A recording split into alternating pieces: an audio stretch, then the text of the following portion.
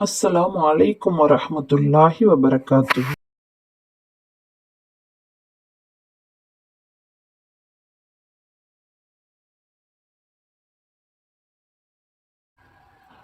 மனிதர்களே, உங்கள் அனைவரையும் ஒரே ஓர் ஆத்மாவிலிருந்து உற்பத்தி செய்து பின்னர் உங்கள் தந்தையிடம் தரித்திருக்கச் செய்து உங்கள் தாயின் கர்ப்பத்தில் ஒப்படைப்பவனும் அவனே. சிந்தித்து உணரக்கூடிய மக்களுக்கு நம் வசனங்களை நிச்சயமாக விவரித்தோம். அவன்தான் மேகத்திலிருந்து மழையை இறக்கி வைக்கிறான். அதைக் கொண்டே சகல வகை புற்பூண்டுகளையும் நாம் முளைக்க வைத்து அதிலிருந்து பசுமையான தலைகளையும் நாம் வெளியாக்குகிறோம். அதிலிருந்தே அடர்ந்த வித்துக்களையுடைய கதிர்களையும் நாம் வெளியாக்குகிறோம். பேரீச்ச மரத்தின் பாளிகளில் வளைந்து தொங்கும் பல குலைகளும் இருக்கின்றன. அவற்றையும் நாமே வெளியாக்குகிறோம். திராட்சை தோட்டங்களையும் பார்வைக்கு ஒன்று போலும் ரசனையில் வெவ்வொன்றாகவும் உள்ள மாதுளை, ஜெய்தூன், ஒலிவம் ஆகியவற்றையும் நாமே வெளியாக்குகின்றோம். அவை பூத்து காய்ப்பதையும் பின்னர் கனிந்து பழமாகும் விதத்தையும் மக்களே உற்று நோக்குங்கள். நம்பிக்கை கொள்ளும் மக்களுக்கு நிச்சயமாக இதில் பல அத்தாட்சிகள் இருக்கின்றன.